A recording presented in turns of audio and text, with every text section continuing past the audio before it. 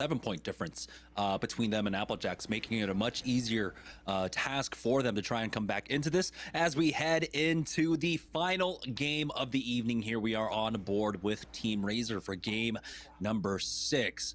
And they've been able to utilize the fact that we don't have teams like CLG, Team Liquid challenge them here on the drop. And like we see on the open registration nights, they're able to utilize that to get that trials loot, but they haven't been able to convert it as often. Some of their timings on their fights just have not been optimal. We saw it, I think we were on board with Team Razor right in the very beginning, and we saw them get pretty closely contested, but it seems like the peace offering is there over towards this side. But look at this, are you kidding me? Bronzy and Mercy are getting knocks already onto Rollers and Duplex.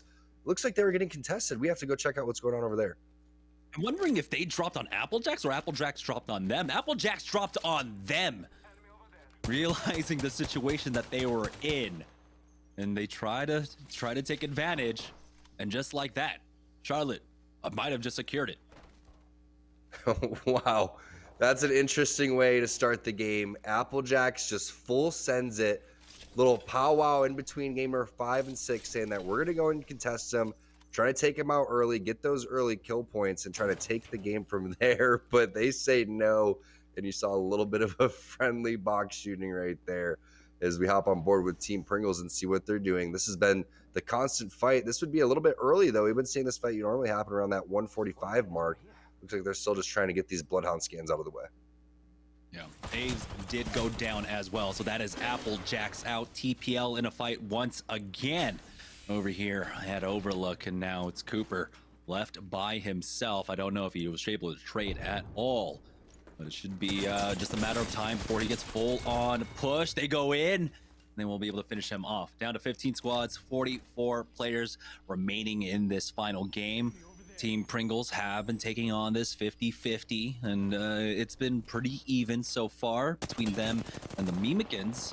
As nice damage out as he drops on down. Fury will be able to finish off Jalapeno, but as he tries to reconnect with him, he gets hit up from the team up top. Depresses, drop down low, but he does still have Fury there. They'll back away inside Banana to try and heal up. Has that battery to work off of, and they can buy enough time. This will be a safe 3v2 for them to try and take, especially challenging for the high ground. Yeah, exactly. The way that Pringles has been playing this has been pretty smart. Just you got to wait for your opportunity and wait for the other team to make a mistake, and that's exactly what they're doing, just using teamwork to go and just slowly push up. And once the other team turns their back perfectly, they get up on top of that roof, and what a great spray there from Phony. Now they have the huge advantage of this fight. That player should be only about 2 HP, but what the heck, a 54? This guy won't die. Yeah, he's got almost like no HP left, though, and so they should be able to come in for that finish, and they will take out the Mimikins.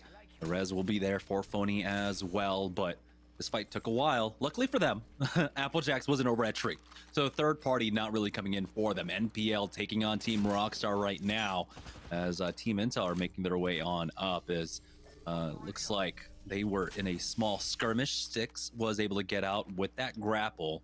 We'll see who this squad is ahead of them right now, as it looks like it's Rice Krispie Treats stuck inside the building here. Bird did get that Phoenix kit off, so he is full HP. P-Fitter himself will just sell this one up. We'll see how aggressive Team Intel try to get off of this right now. You can't imagine too many teams are in the area to contest early on, and so they could have an isolated fight here, but it looks like neither team really wanting to engage. I love the fact that Team Applejack sent it on the Charlotte Phoenix, but I do think the conversation most likely should have been, hey, how can we rotate to Sorting Factory and get 6 fast kills off the rip, or at least 3 free ones, and then start to kind of snowball from there.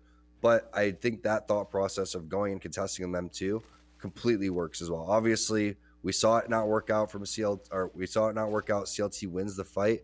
But when you do have a free third party that you've been kind of missing out on the last couple games, I do think that that's something that Applejacks needs to take advantage of if it continues to happen, because that's a super free kills that they could be getting a lot of loot and then a really early rotation, which could have been over through Thermal Station side. But you never know how this game's going to go. Team Intel over here looking like they're playing the high ground, and this is a great spot. If the zone decides it wants to pull over here, we do have a lot of zones that will end, specifically where they're standing, and another one in that choke we've seen a million times under that Apex banner.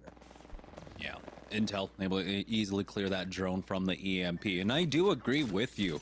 Not really adjusting throughout the last 6 games that were being played, knowing that there's been a 50-50 over by sorting and not taking advantage of it. But I think the other side of the coin is that, they know that if they leave Charlotte Phoenix alone, Charlotte Phoenix in almost every single game has gotten an early fight, whether it was over at Overlook or by No Name. So that's 3 points secured for them. That's going to be a 20-point lead at that point. And so it's hard to tell which one would have been like the better play for Applejacks to go for. I think they just have so much respect for the way that Charlotte Phoenix is able to play that they had to send it on them, because you got to stop them. And it's who else is going to stop them besides the team in second place? So might as well just go for it and just go all in while you have the chance and see how it works. So completely agree. I just think that maybe earlier in maybe game 4, game 5, etc., they could have moseyed on over to sorting just a little bit earlier, maybe close the gap just a little bit more, put a little bit more pressure on the Charlotte Phoenix. But either way, we'll see if anyone else can catch up. There's still a couple of teams in the running over here. Team Cheez-It's been playing pretty phenomenal, and they're over towards this sorting factory side. Let's see if they take this fight. Looks like they're pretty close to. Yeah, I believe it was like game 1 or game 2 where Cheez-It were able to get the third-party timings here over at Sorting Factory, but the EMP does slow them down. Joey Blackout is going to use that bad, and now he needs to cover for Prodigy Aces, who does back away, has the scan, keeping them at bay. It looks like Team Pringles were able to recover, were able to get that res, but were they able to heal? As we join on board over here at Lava Fissure with Team Rockstar. They're getting gate kept over by Countdown. A team is in their way currently. 13 players remaining here, or excuse me, 13 squads remaining with 38 players remaining, as looks like Croissant Warriors without Case Swinney are just going to play this one out as a duo. They still have the Revenant Octane though, just not a third player for them. Nade comes in, but they had to push that bubble now. Swerve Z does go down, and Rambo and Nasky have been sent back, but this is the onslaught that the Revenant is allowing them to do, along with the Octane just going in once again. Third party coming out from Razor though, and so they are just going to go ahead and call it there. Yeah, you have to try a little extra hard with just 2 players, and you're seeing that right now. You can't take any risks, and they're just going to dip out. But Team Razor is on the hunt. They're not going to let these players get away. That's going to be Nasky going down. Only one more player left here for the Croissant Warriors. Unfortunately, that Rambo wasn't able to connect into the lobby, but Team Razor is going to take advantage of that any day of the week. They don't know exactly how many players are on this team. However, there is a 4th party. It's Team Rockstar. Yeah, I thought Team Rockstar maybe might have been playing over by Countdown. Oh, GAN actually gets the knock there onto 1. So just absolute punishment. Team Rockstar though, still playing the edge. They got the team pinned down inside the cars, but Kenny took a lot of damage. Tech will turn around to go ahead and allow him to heal up for the time being. They'll just bide their time to push in, as a full 3, but no, the tables are being turned onto them. Good angle there for Kenny in the head of that Wraith, doing some decent damage, especially on the blue armor. Almost got the crack there, as the Arcstar is going to stop Tech from going for that peak, but things slowing down. They've got to be careful. We know that a lot of teams were in the area, and this fight is taking a lot of time, whittling away at their resources as well, Tom. And it looks like it's just a rotate out coming out from Rockstar. Yeah, they realize the situation is a little bit too risky, and you have another team that's absolutely psychotic right next to you. That's Team Intel, and you can see they're interested in going as fast as possible. You can see these guys just extremely mechanically skilled, looking for as much blood. There's a lot of kill points and placement points that they're going to have to get if they want to climb onto this leaderboard. But CLT, this is the team in first place. They're making some moves, and they're feeling really confident after taking out Applejacks to start the game. I mean, this is almost it. They got 2 kill points. They're about to secure 2 more placement points. That's going to be 4 for them. And remember, Applejacks were the closest in terms of challenging them with the 17-point differential there. CLT, though, they are getting stopped in their tracks right now. The defensive bombardment as Bronzy takes a lot of damage, and he will go down. That's going to be Team Pop-Tarts on the other side of this fight. I don't even know if they'll be able to recover him, as the third party already coming in for Team Cheez-It. Mercy and Bronzy out, and might be very shortly here for Charlotte Phoenix just to watch to see how the rest of this tournament plays out. Yeah, it's gonna be probably 5-10 seconds before they're able to get collapsed on here by Team Cheez-It, because Team Cheez-It understands the situation. This is the team in first place. This is the team we're looking for the entire time. You can see Rakanishu not worried about the zone damage here, just in round number 2, waiting to make his move. But Pop-Tarts is there too. And I thought that was going to be the last 2 players, but have they? I think, was that all of Charlotte Phoenix out? I'm not sure. I wasn't really I keeping I'm track that well. The I think kill they feed went may by pretty be. quickly. Yeah, it did, but I was expecting that to be those players there. Either way, Pop Tarts putting it to him over there. Hakulo gets a knock, and no, they are still in this one. It's just Bronzy who is flush, going for the banner over here, and Mercy's back in. So Charlotte Phoenix not out quite yet. Oh, the bubble used right in front of him as well, but he does recover the banner, has that Q, but he's dropped down to 50 HP as Team Cheez It now want to try and take them out of the game. They're basically full HP, and we did have the Phoenix kit being popped on the other side, caught out in the open, hits for the flash, and he will be able to get the knock onto Pride. We have to remember throughout all of that, though, they were able to recover the banner at the very least. Don't know if they'll be able to recover Pride, but they can continue to play this one out as a duo if they just elect to go for the res at this point. Yeah, unfortunately, Prodigy Aces again just gets a little bit too aggressive and gets taken out there. Thought the rest of his team was going to be with him, just half a second away from being able to have all three players on his team back up right now. But Ultimate Excel is being popped because Rakadishu tosses defensive bombardment because they were crossing a gigantic opening, and he didn't have to want to get worried about getting shot in the back by some sort of sniper rifle. So I really like the way that they're playing this out. Again, sometimes as a duo you have to hunker down, but it's just unfortunate when you don't have your Wraith.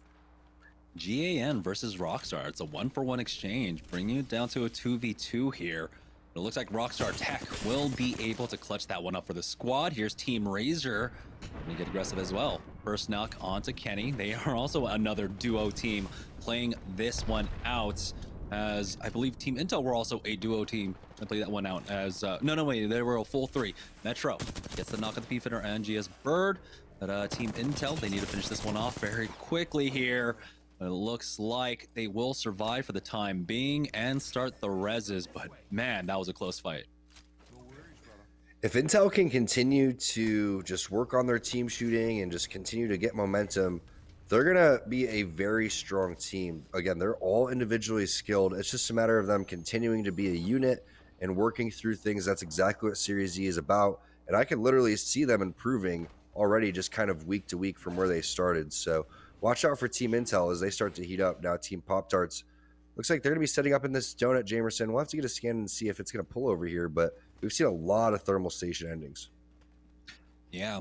Luckily for us, though, we've had a good variety for today. We've had northern zones, but we've had, I believe, pulling up north of train over the sniper tower, dome ending. It's been nice to watch so far. It's been very varied, but this is the first time where it's gotten close to one of those similar zones. Looking at Team Intel, though, they were able to fully recover, and now down here by staging, they have a team stuck inside as Panders is setting up for that aggressive angle. Metro took a lot of damage from that train card. Now it's up to Panders to try and slow things down. He is going to get aggressive, though, going in, surprisingly enough.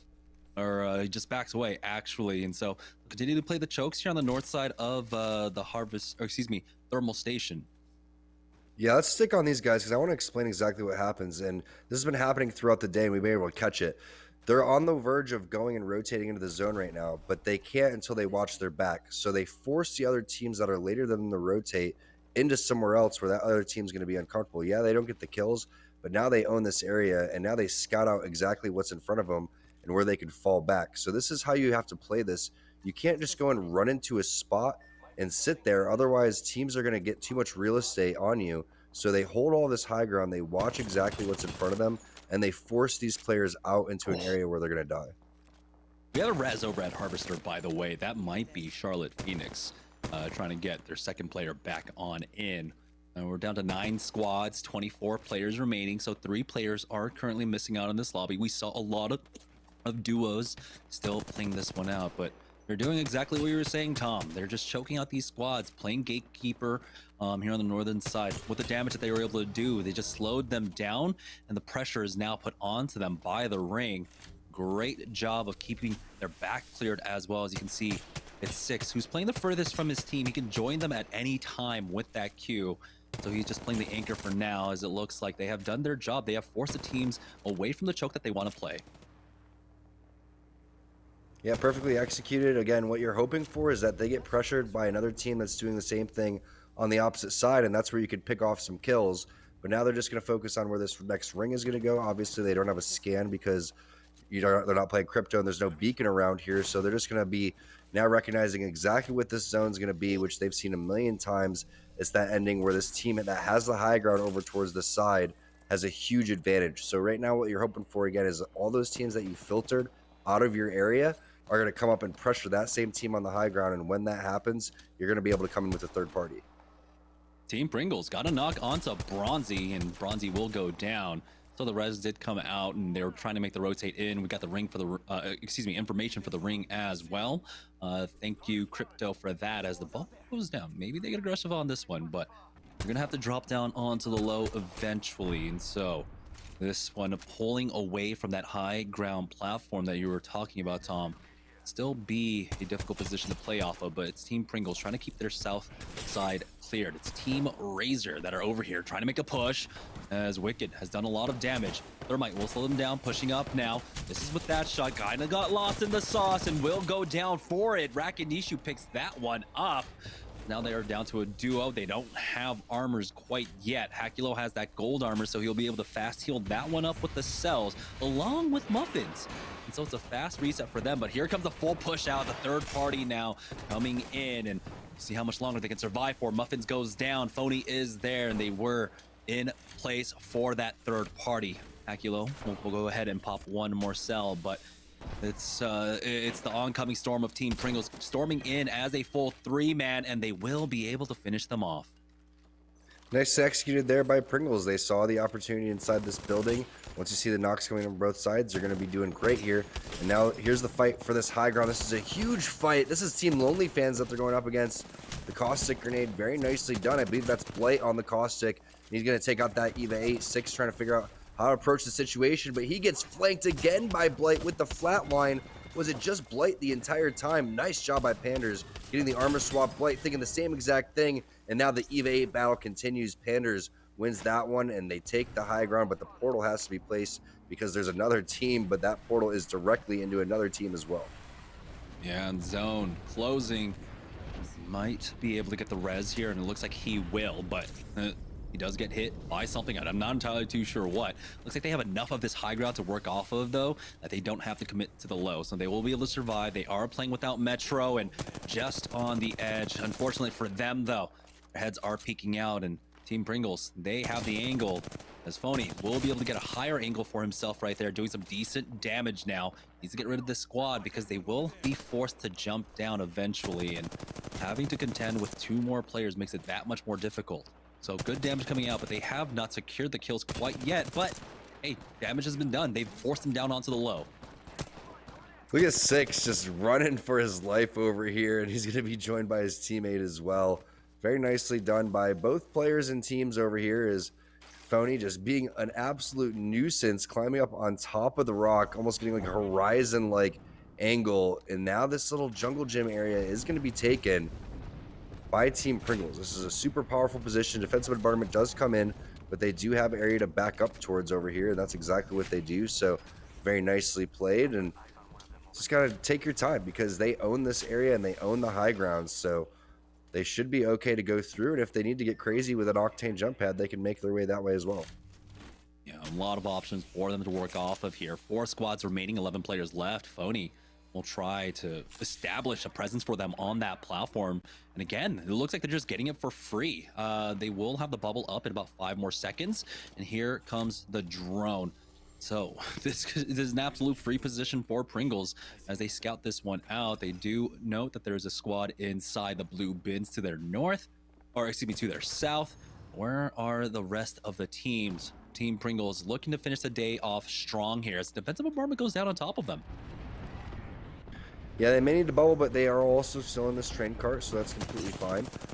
And now nice shots coming in through the fence too. Phony's been playing pretty well towards the tail end, but Pop-Tarts has been playing well too. Pringles and Pop-Tarts, one of those teams that were in the runnings with Apple Jacks and also with Charlotte, as well as the team towards the left is just being bullied at this point. And you can see exactly where the zone is going to be ending here very shortly as Pop-Tarts gets taken down. It's the Mastiff into the face of Stomps as Phony's still just looking over here with that EVA 8. And he's going to be laying down some nice shots as that player did get a battery off. The flush does come through. Presley now with their kill lead with 5 kills too, but he's on the low ground, so they may have to drop. Oh no, Impulse picks that one up, punishes him for that. Remember, that's the Gibraltar, so they won't have the fast res. They go for the peak. They hit with armor once again. They get the knock on to Lucas, and it's down to a 1v1 though. He needs to instantly thirst someone or something here, as Team Pringles were in a great spot, but now the tides have turned up against them. They are down to a duo. They will not be able to get their Gibraltar back on up. It's the 2v2. Charlotte, Phoenix are still in this. Will they be able to get the win and finish it off with the dub as well? There's the knock onto Fury, and now it's the 2v1. Charlotte, Phoenix dominating today's games.